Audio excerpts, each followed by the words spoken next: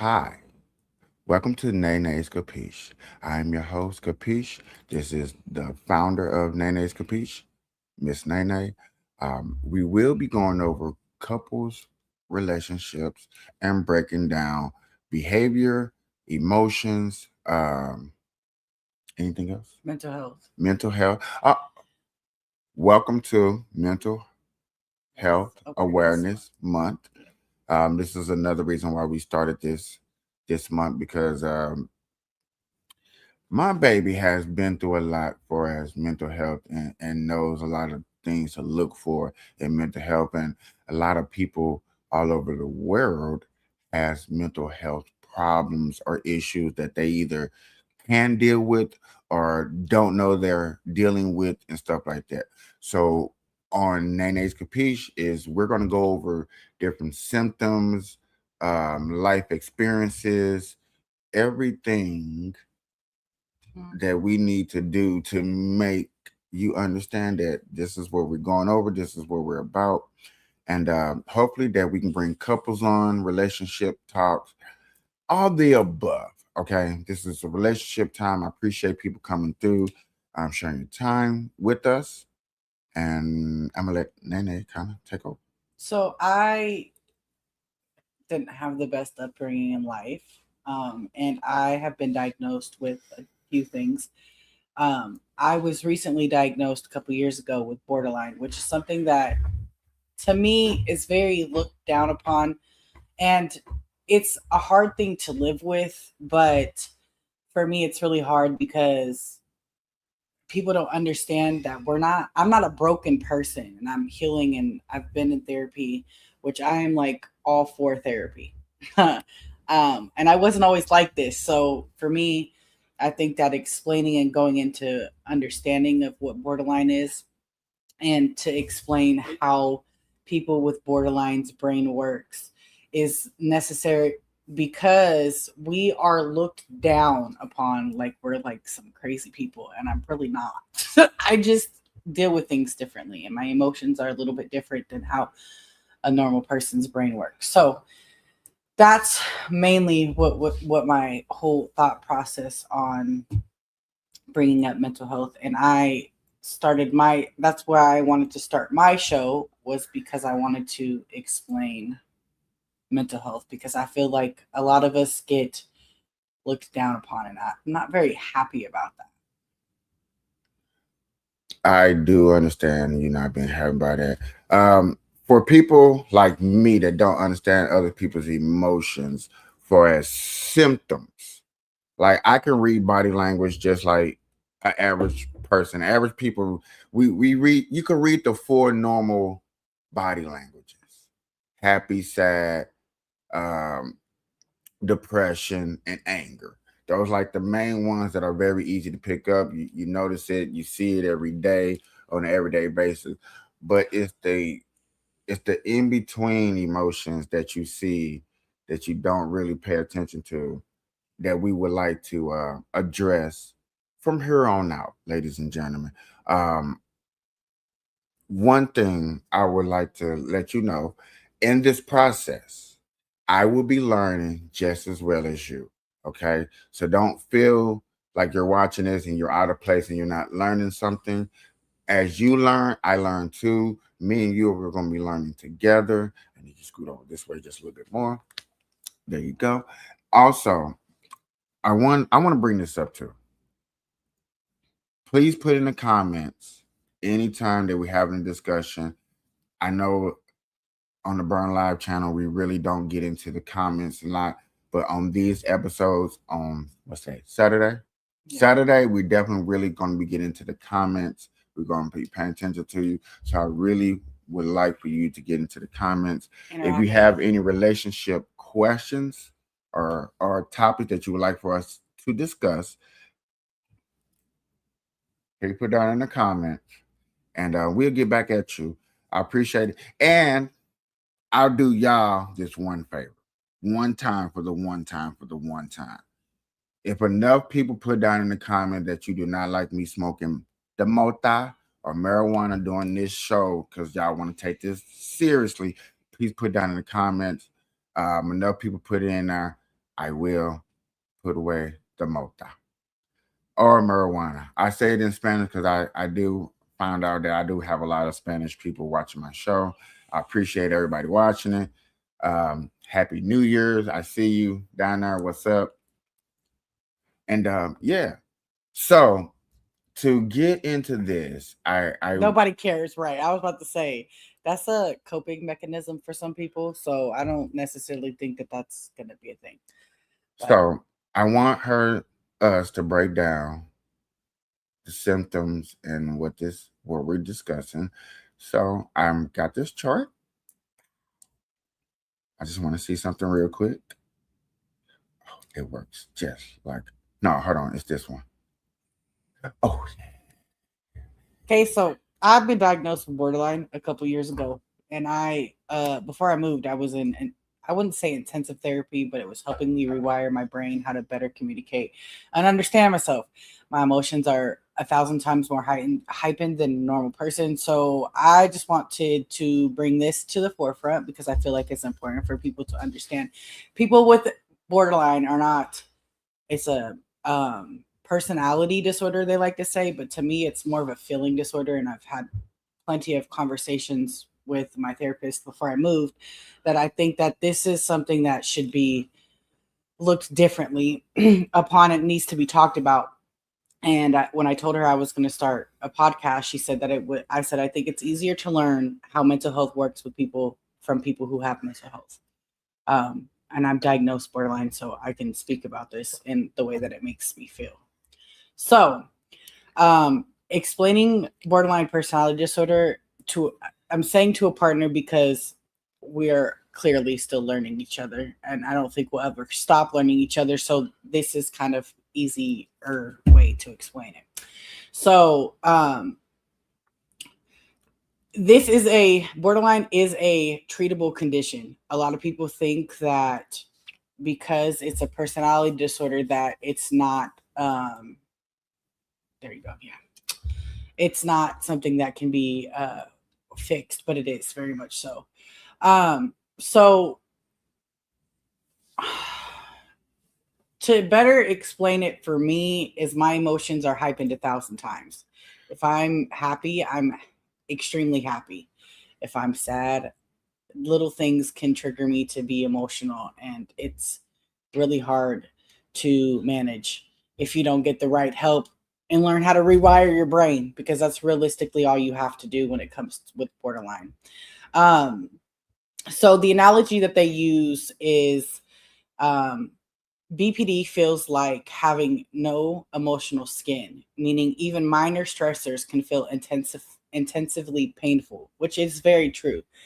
And it's something that is not easy to live with. Somebody could say what I may feel like is a wrong thing, or something that may not be so big to somebody else and be big to me, and I hold on to it because then it sticks in my brain, and that's just not helpful. My emotions, as it says right here, feel amplified, like I said, 1,000%. I also have a big fear of abandonment. I'm afraid everybody's going to leave me. My life, my friends, family, it doesn't matter who you are. I've also learned to push a lot of people. We tend to do this thing called push and pull. And I want you in my life, but I'm going to push you to leave because it's just easier for that. But it's painful. It's really weird how our brain works. So fear of abandonment is one of the big signs of borderline. Anger. This is one that I've had to work on for the last couple years. That has been extremely, extremely hard for me because I used to get mad and explode, which I don't do anymore. I take space, I calm down, and I think about my actions before I do them, which is very helpful because some people that are unhealed and not going through the therapy tend to explode. And it all boils down to fear of abandonment. BPD really is childhood trauma that followed you into your adulthood, as in you weren't protected as a child. The people that were supposed to protect you didn't protect you, or you feel that way, not necessarily that I would like to bring up the fact that I think I need to close up with this one. I'm sorry, y'all.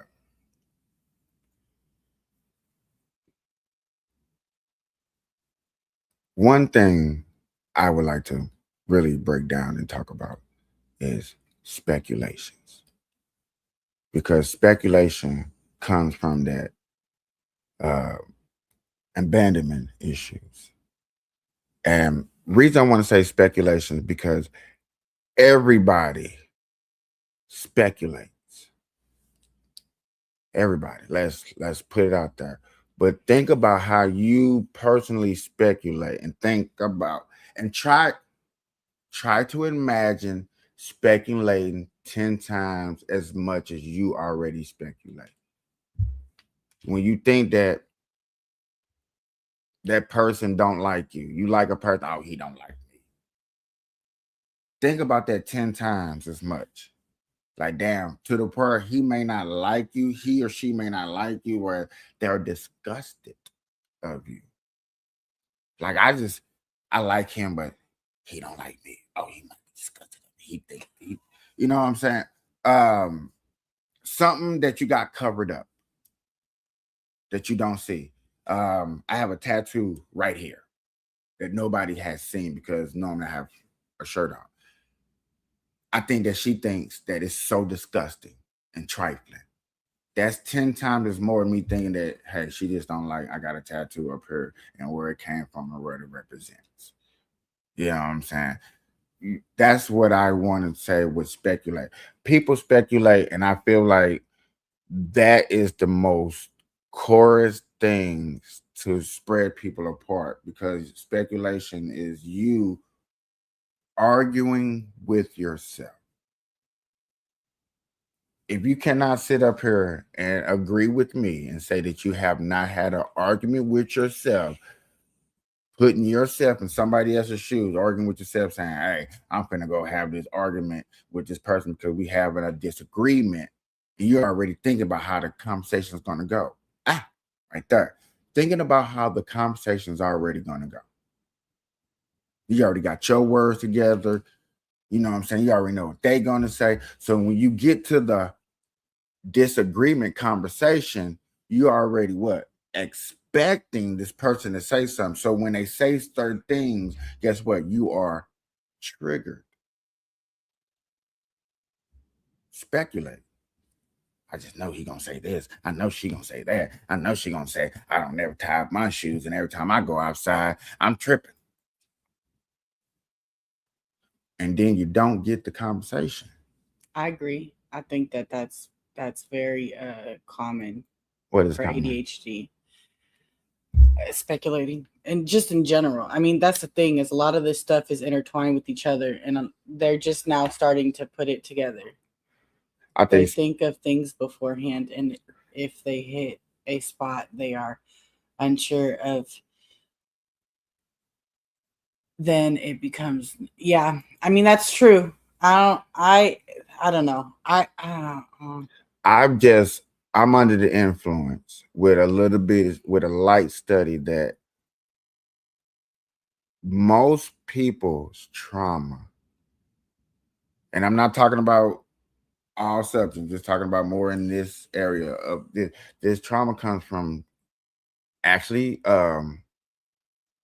abuse from somebody that did something, but speculating that it's gonna always keep going, that it's gonna be a trend, that no matter who you get to, it's always gonna be the same role. That person cannot deal with what I'm going through. These people would never understand me. That's why some people don't keep jobs, because they feel like they boss don't understand them. Or some people feel like, and I don't understand. Now hear me say that. I don't understand, but I get why people may feel or ask these questions, but they feel like they shouldn't have to work these many hours. They feel like they shouldn't have to do things, even though in the application it says, can you lift over 50 pounds? You check mark yes. But once you get on the job site, Can you go get that for me? It's too heavy for me. I could have sworn you check mark that you can lift over 50 pounds. But then I understand it's the common courtesy of men do things for women. But yet again, the speculation of, the speculation of when I get to work, they better do that for me. I hope somebody do that for me. I hope I don't have to do this. I hope I don't have to do that. Now that's just a simple, like I think those what I just named to y'all are simple speculations. You know what I'm saying? Just a simple, normal. You know what I'm saying? I hope the package outside. You know what I'm saying? I hope that it came to the door. Okay, that's a simple speculation. You know, a hope. But to go deeper, hoping that that loved one loves you, hoping that that loved one truly cares for you, hoping and wishing and looking for validation. That's a big one in relationships, though. People forget. So looking for that validation. I think that's the wrong word to use personally. I think that everybody. I think that's why we should talk about it. I think that everybody wants or needs a reminder that they're wanted. I don't necessarily think that reassurance is, I think, a better word. A lot of people need that. Some people need that. A lot of people need that. Okay. I'm not going to knock that. You know what I'm saying? But there's a lot of other people or a few people out there who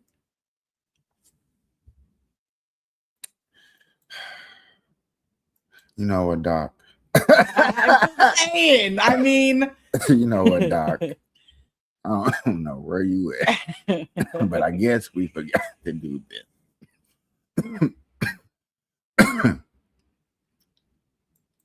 There you go, Doc. He's probably at work. But what were we talking about? I'm so sorry. Reassurance. Couldn't have said it better myself, Nene. I think that because I think that people forget. I think that I think that everybody gets in it. Okay, this is how I feel. I'm just gonna speak. May I ask a question? What? How do you forget if the person's still there? Because no, I'm saying what I'm saying is people forget that people need reassurance because you expect them to just be like, I'm still here. You're supposed to know I'm still here. So I'm obviously still here. But that's not how some people's brain works. Sometimes people just need to be like, sometimes it just takes a person to say, hey, I just want you to know that, like, I love you and I'm here. It's simple. And you can't act like it takes 500 times to say that. Every once in a while, it's just nice to hear, like, I got you. Just because you're still here doesn't mean that you want to be here. People stay in relationships and marriages that they don't want to be in because it's just convenient. That is a fact. Bullshit. It's the truth. Bullshit. It's the truth. I'll grab the phone and then. It is the truth.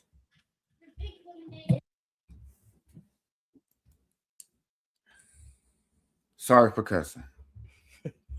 It's the truth. You've never stayed in a relationship you didn't want to stay in for real? No. Okay, well, I have.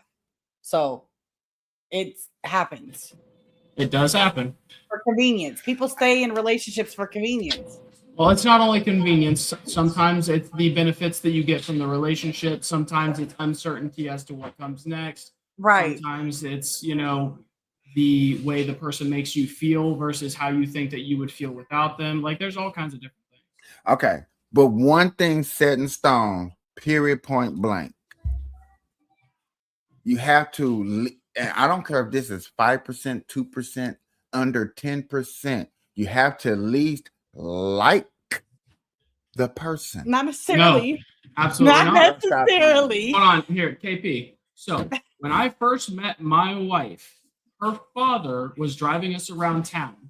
He specifically stated the only reason he got with a young lady was because she had a home and he had kids that had no home. He didn't like her. He didn't even want to be with her in a physical nature, but he did it anyway because he knew this lady would fall in love with him and it would provide a home for his kids. And that's how twisted this world is sometimes. And they are, Okay. you know. It's true, babe. I hate to say it. I hate to say this. No matter how you look at it, when you add and subtract and multiply and divide and do all the mathematics and you put that line at the end of the day, guess what? You have to somewhat like the person. Ooh. You have to, even if it's a quality or something, guess what? Okay. I'm And guess telling what? you, there are some people that I will call shit on a bull every person that you bring on the panel. You've never been in a relationship. I with somebody can't you bring didn't her like. father on the panel because he passed away. Ooh, Jesus But I'm Christ of telling Latter-day you, Saints to bring them up. to You've the never panel. been in a relationship with somebody you didn't like. If I don't like you, at least like You're different though. He's different. he's If a I- weird one. I get that. He's a weird different breed though. one. bro. If listen here, lusting a person is under like, and I get it. And I get You it. like their And body. If I you're do lusting over understand them, that yeah. I may not have no intentions, no impulsive, no way of taking to a next level. I don't even want to touch you. And I understand that them percentages and those people are out there, and I get it. You know what I'm saying? Hey, look, in a desperate moment, you know what I'm saying? Use because I done heard the stories. Don't get it twisted. I'm not gonna sit up here and act like I never heard the story of a person saying, "Man, I got with that girl. I couldn't even stand. She was butt shit ugly." I done heard a person say she was butt shit ugly, and I got with it, and I get those, and I get that. And guess what? I still told them. What? You still had to like her to go up in there. You like this something. But you don't. And guess what? And guess what he did? He was like, nah, she was. I don't care how ugly she was. It doesn't like that's the thing I'm trying to get you to understand You is don't sometimes have to like the somebody factor to have intercourse Yeah. with them though. sometimes the factor True. isn't what the person looks That's like, how the person promising. acts. That's what you pay a prostitute for, and I get that, and I understand that. But guess what? That doesn't mean that they like them though. Yeah. It comes to me. Listen, her and y'all be talking about I don't deal with emotions. Y'all emotionless because I'm stating a fact that no matter how y'all looking at it, emotion has to be involved. Period. We are getting that. And Period. sometimes the emotion isn't tied to the person that you have to get with in order to gain whatever you're trying to look after for survival. Sometimes it's a home. Does that have It's to their do with anybody's survival, personality? No, I'm But serious. that doesn't mean you like them. You're just trying to survive. Guess what? And You like I'm surviving, saying to though. those people that do that, guess what you end up still doing? Guess what? You learn to maybe like things about them, but you don't have to like them right away. And As long as actually, you can back We in can the agree day, to that. back in the day, there's arranged marriages. Nobody met each other until the day they got married. Did they like each other? No. Chances are they were quite the opposite. They didn't want to marry somebody against their will, but they grew to not only like each other, That is but eventually love each other. But Right. that And is that's one of those things. But not everybody thinks like you, so you have to take that into consideration too. You have to like Very somebody. few A lot people. of people don't like to admit to what is normally not spoken. That's true. Very much so. And I rather put that on Front Street and be like shit on a bull because people cause bullshit all the time. So I got a question for you, KP. So since you've never been in a relationship with somebody you didn't like, correct? Have you ever been in a relationship that's been ongoing, more of like a long-term thing, right? And this person did something so incredibly disgusting that you now do not look at them the same way, right? You don't look at them the same way. They don't look the same. You don't want to, touch them in the same way. Things of that nature. Did you immediately cut it off right there, kick them to the curb, and no questions asked? No. Or was there a transitional period where you didn't like the person, but you stayed with them until you got everything in order? I lied to myself and said that certain things I did like, but yet again, I knew deep down inside I like this person. The things that they said to make me disgusted of them, true indeed, and I'm admitting that, Yep. didn't take away from the fact that I did like the person. I get you. So now, do I you was think just with disgusted. armed with that information, do you think there's a point where somebody has gotten so far past the point that you stopped at, where they started disliking everything about the person and still stayed with them to get things in order? Yes. I've done it. We're going up the stairs. I'm not gonna say that doesn't happen. That does happen. I get it. To get it. That's what we're explaining is like a large amount of people will get in a scenario where they no longer love or even like the person that they're with because of whether it be small events adding up or several major events, but they still feel stuck is what most people, they consider it what's called stuck, whether it's emotionally, physically, or whether they're reliant on that person. And that's why I tell my wife all the time, if something were to happen between us, I will make sure that she is good because she is the mother of my children. But like after that, it's not, anything after that. I love the shit out of her and I would die for her. You can say, you have to admit that a manly trait, when you put a woman out, I'm just going that way. It's mostly, yo, hope you got somewhere to go. Let me help you find somewhere to go. Can you call someone? I would even call you a taxi. Yeah, let me. Whereas the opposite normally ends up with your clothes in the yard, your shit burned, your car smashed. See, she's laughing because she knows damn well this is honest. No, I'm only laughing because at one point in my life, I did one valid reason, okay? Because I'm not the type of person like that. But one time in my life, I did throw some man's clothes out of my house. I paid all the bills. Yeah, you were like, fuck this motherfucker, not paying no bills. Fuck but the relationship speculation thing, to try to get back to where we was talking about, is very, very, I think that line that people likes to draw in the sand and use to their advantage.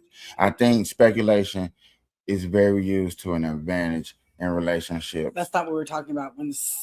I know that's not what we're talking about, but that's what I'm still bringing up too. I'm just bringing up other sides of speculation. I think that's something that we all do, but I also feel like gotta have good communication.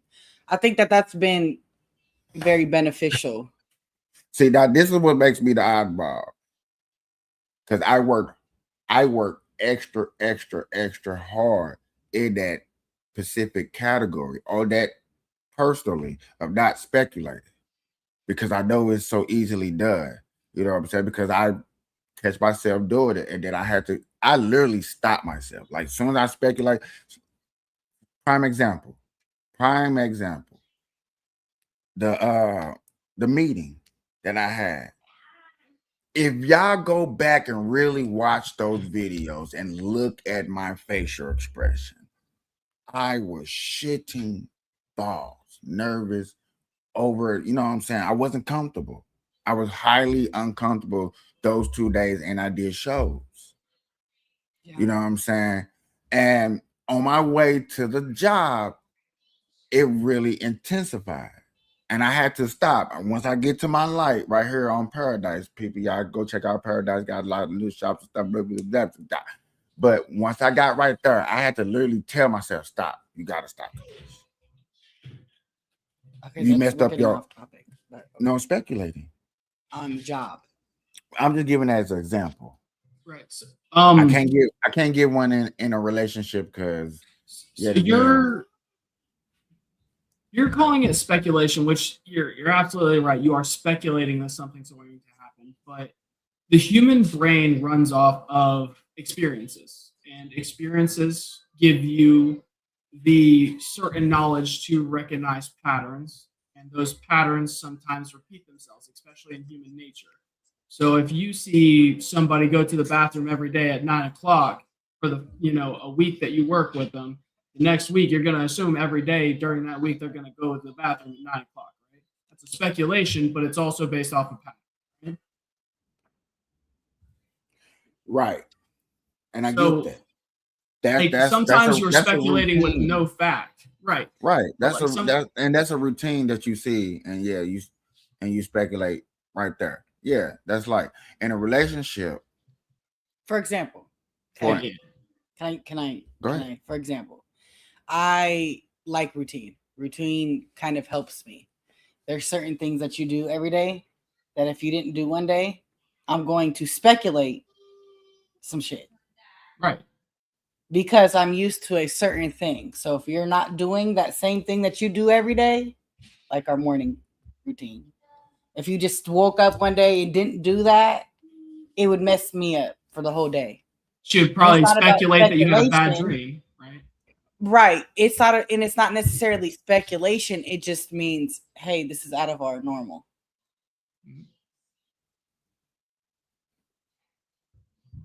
Okay. So if you stop doing our morning thing, I'd be like, what is going on? A good thing I like to do is if I do something different, like, hey, I'm not doing this because, I feel bad, or I'm not trying to communicate with you or something or other, whatever. I'm not doing that day, especially if it's routine. Hey, I just don't have the time, so I'm skipping this step of our routine. Something like that. It'll put a lot of ease on somebody who would normally be like, oh, that's not the right pattern. Is he okay? Because, and like I've said, we started off talking about borderline. My brain is wired different. So if you do something, let's say my morning is, because I sleep later. I'm always sleeping later. But so if I don't get my normal thing, it's like, whoa, do you not love me anymore? And it's not because I want to feel that way, because it's not how I don't want to feel like that, to be honest. It's just how my brain works, unfortunately. Isn't that wired different? I'm sorry. Isn't that a symptom of BPD? Is rejection sensitive dysphoria? Is that what it's called? We have fear of abandonment, and then we also have this thing called splitting, which is very messed up because it's black or white. If you do say, it could be the smallest thing. So you say something and it's going to stick with us, and I'm going to see you as an evil person. I love you to death. And then we also have favorite people. So like, I have two favorite people. Their birthday is the same day, which is crazy to me. But my two favorite people, if I feel like I'm off with my partner, which always tends to be one of our favorite people, it's going to make things difficult for us. But the thing is that people don't speak about is people with borderline typically were raised on survival. We've had to survive. Our parents didn't, or whoever the case may be. I grew up in foster care, so my mom and dad were not present in my life for majority of my life until I was a teenager. So the people that were supposed to protect me didn't protect me as a child. And that's kind of where it gets to. Borderline is a trauma-based. It's not a, this is what I had to talk to my therapist about. It's not a trauma. It's not a borderline isn't a personality disorder for real. It's a trauma disorder. So fear of abandonment. My parents left me, even though it wasn't their choice. Now that I'm older, I can realize that it was kind of out of their ball court. But that is a fear of abandonment is one of the biggest things.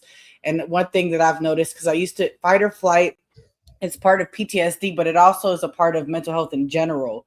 So I dissociate now, and I used to not be like that. I used to just scream, yell, and cuss you out. But I realized that doesn't get you anywhere. But neither does this dissociating. When I get upset, I walk away. So, and then I don't revisit it, which is something that I need to start doing in my everyday life. Is I can't just, if there's a problem, I can't just walk away and not talk about it. Because guess what? That problem's still there. Something I had to, like, obviously I don't have BPD, but I have had issues with controlling my emotions in the past. And something that I always did was I ran away from it rather than confronting it. Now I'm quite the opposite. I confront things, but there's certain things that I know it's not going to go anywhere, right? So it just it's a confusing thing to know that like everything that you're feeling that I've felt is like heightened. It's sending you into a fight or flight, and like it's kind of crazy to think because I know how I want to say down it makes me feel right at times, and I had a lot of issues with what could have been undiagnosed depression when I was younger. Felt very alone. So, and that's another thing is like, like I said, borderline is just one. I've been diagnosed with numerous things. So I have all of these things. My brain is chemically imbalanced. So depression for me looks different than a person that doesn't live with that. And I also have heightened emotion. So depression for me looks like I don't get out of bed. I am very grateful and thankful that this one has I have said like, look, these are my habits that I have been doing for the last 3 years, and I need to make sure that I don't do these things. And I think so far since I've moved, I've been doing a lot better on some of the things.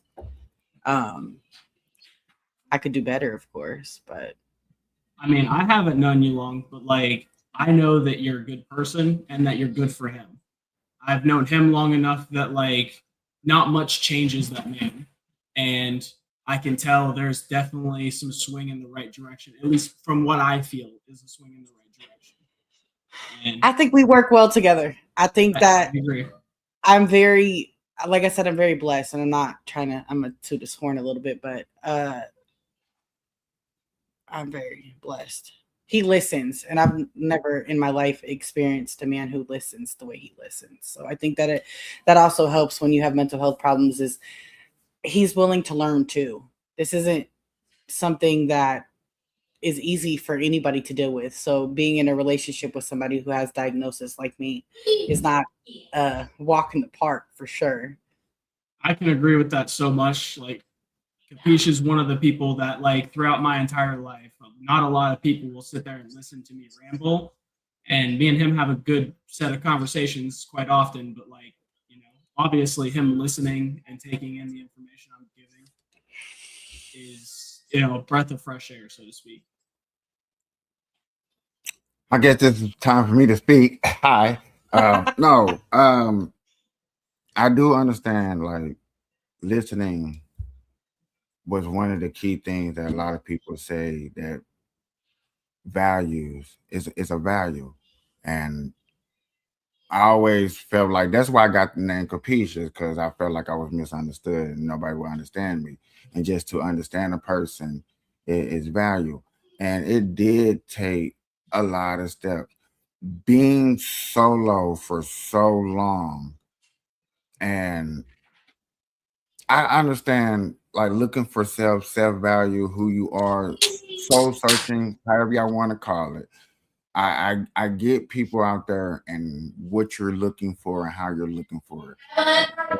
When you can call yourself out on your characteristics and how you are and want to change to do better, to better yourself, and it's a want. You know what I'm saying? You just wake up today and it's like, I just want to do this. You know what I'm saying? I want to do better. I want to be able to listen. I want to be able to understand, you know what I'm saying, and bring value to your partner. And I have always been like that. And I think most of the time in most of my relationships, my past relationships, it was just like, I guess, frightening because I would bring that back upon them. Like they would tell me things and I was like, okay, cool. And they would tell me more things, cool. And when it gets to a time to where they have to stand on, I had to use this term, but stand on business with some of the things that they said, they'd be like, damn, I didn't know that you listen. I didn't, or they'll try to backtrack. Like, I never said that like this. Or you said that, but whatever. And I think now somebody that values a person that actually going to sit there and listen to everything that you got to say so I can fully understand. Now, the person that's going to cut you off, like, no, I need to hear everything so I make sure I get the full you and who you are, and therefore then go for it and try to do better. I think that another thing that I think made it easier for us is because honestly, I was in my healing journey. I was in therapy twice a week and I was doing the work on myself. And I think that when we had met, we weren't looking for love. It was quite an accident.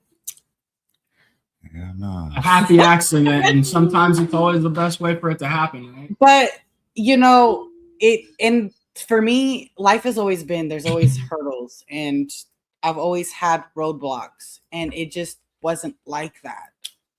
It was so easy for me. My move here, I got through TSA in 10 minutes. Come on now, let's be real. I have a question. Yes. On one of these episodes, are we going to get a like how we met type story going on? Or because I'm kind of curious. All right. To be honest, we could talk about it now. Because it's quick. And we've been together almost 2 months. And it feels like, I don't know. I don't feel like we've been together. I mean, I don't know how to explain it. It just flows easy for me. So there was a whole bunch of drama. And I was around some people that were around Kapaesh, and I found myself hanging around Kapaesh. And I was giggling a lot because I don't know, this man makes me laugh. I don't know. He says some of what people would think is so stupid to me, but it's so funny. And I was giggling, and he said to me, what did you say? It was the giggle for me. No, what did you say? You got 10 more times. You got 10 more times to giggle. And then he was like, okay, we would be on TikTok for hours together, and then he'd get off. And then I'd wait because I knew he'd get off work. We didn't talk off of TikTok at first. And then I kept showing up every day. And one day he's like, I'm going to go on YouTube and you guys are going to be there. And I was like, I'm sitting in the comments. And he's like, you better come up. I don't know. It was just Kapaesh for me. So I came up, and we just have been writing together ever since, I guess.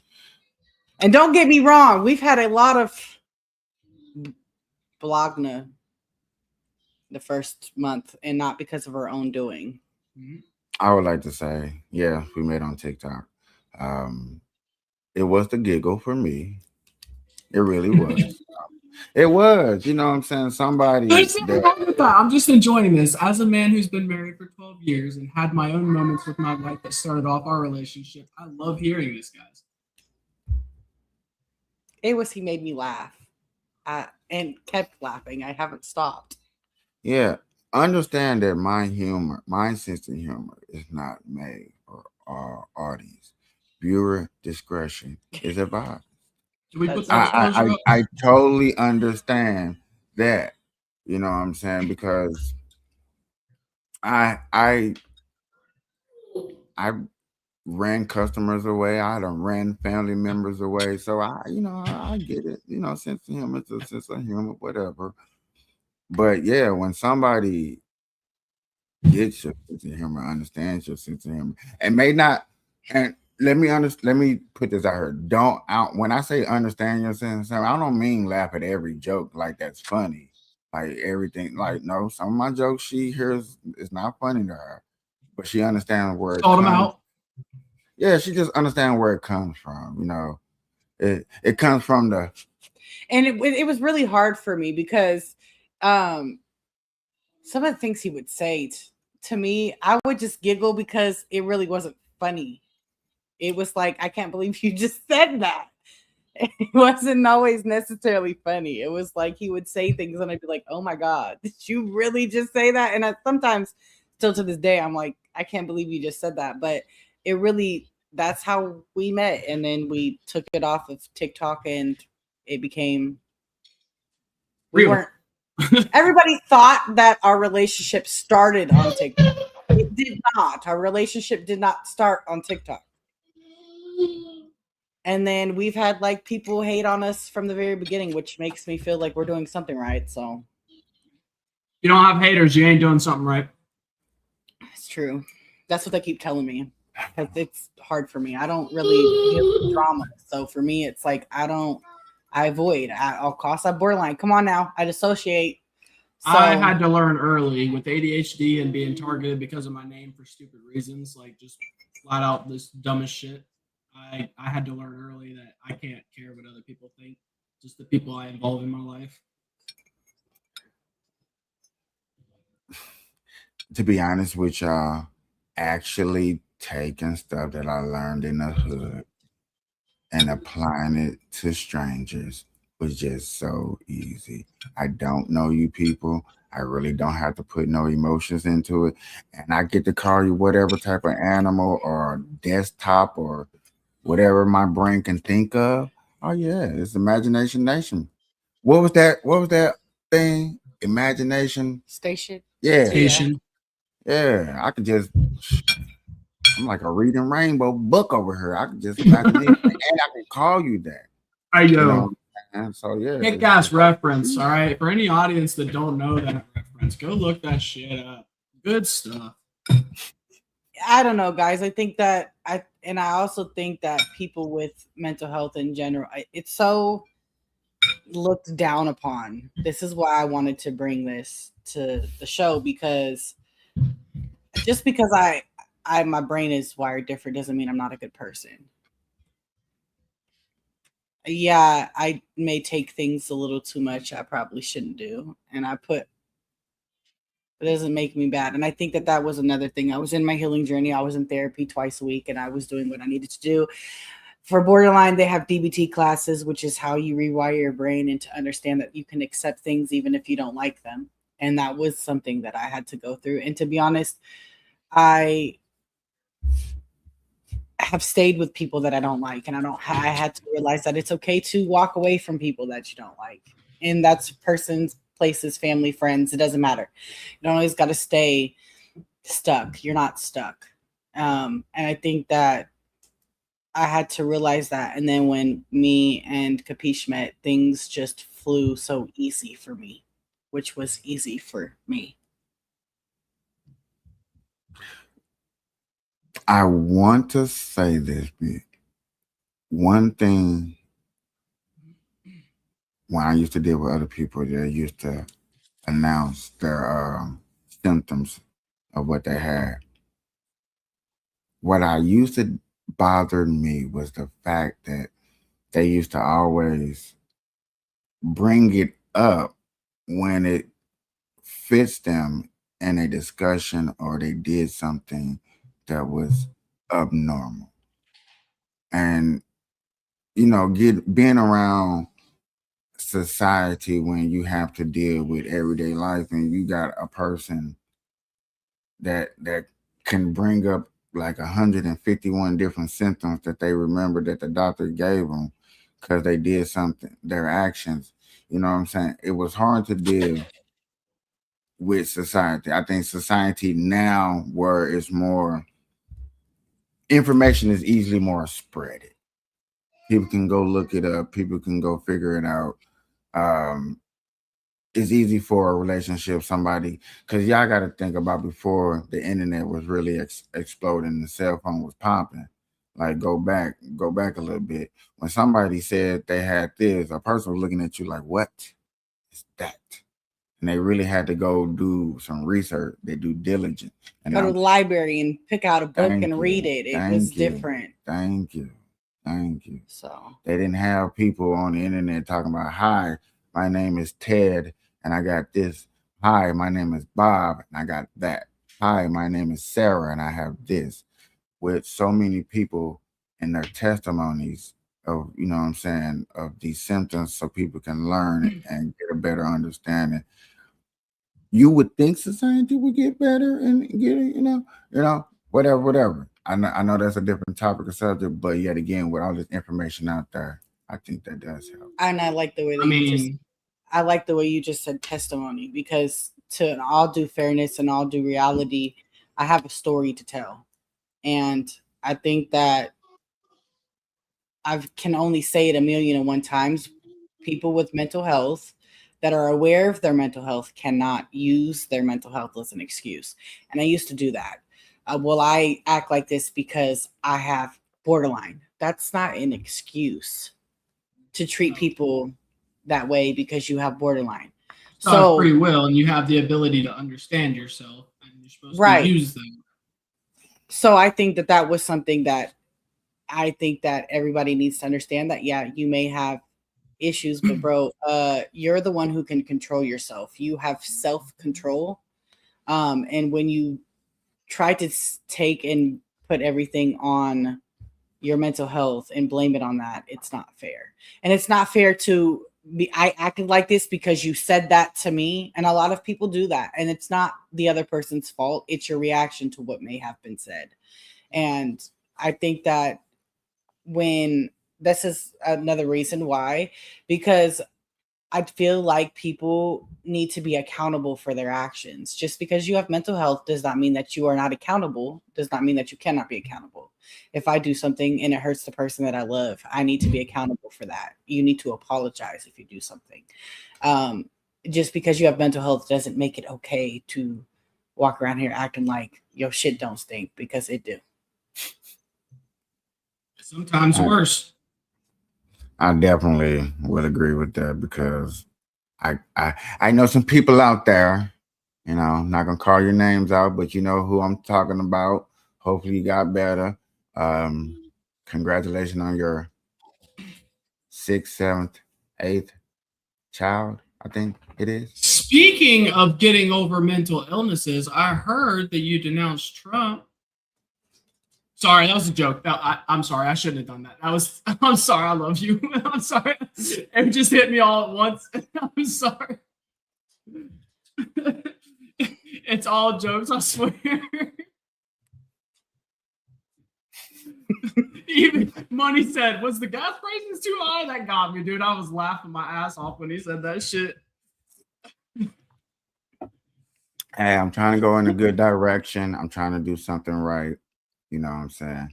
I think doing that live was a good start in the right direction. People just gonna have to take me serious. I know a lot of people out there are gonna look at me and be like, "What? I can't believe it." I had nothing to do with it too. I just want everybody to understand. I was in shock. I thought it was a joke. It clearly was not. I did at first. I just want people to I was like, this man joking, I just want right? people to really watch the content and then, you know what I'm saying, judge for yourself or whatever. I'm just gonna cover the news on politic days like that. But today is more about relationships. So I'm gonna stick to relationships. Do you have any advice? Do I have any advice? Yeah, of dealing with somebody with mental health. For one, if you don't have patience, I don't know. That's something I have to learn how to explain on a meter situation. Because patience is a virtue. Patience is different levels, but I don't know.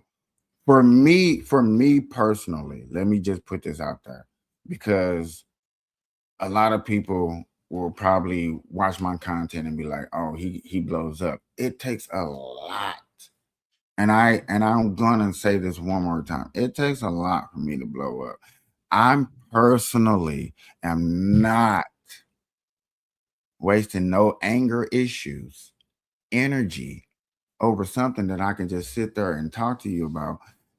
And if, as like she does, she walks out the room, so that really helps. I ain't gonna lie about nobody else. She up the room. Oh shit. It's just like, okay, shoot, she's gone. Shit, I'm not gonna yell at myself. No. We don't have those issues because And then when she comes back, she talks about it. We talking like, okay, cool. But I have to go collect my thoughts before we good. have a conversation. That's a normal thing, even for people that are neurotypical, that don't have no chemical imbalance. Like, I was taught that by my grandparents, because my parents obviously work together. So, like, how the fuck they gonna teach me about marriage, right? So they always taught me that a few simple rules when talking with your partner. Always understand that you both are trying to have each other's best interest at mind while sharing your own feelings on the matter.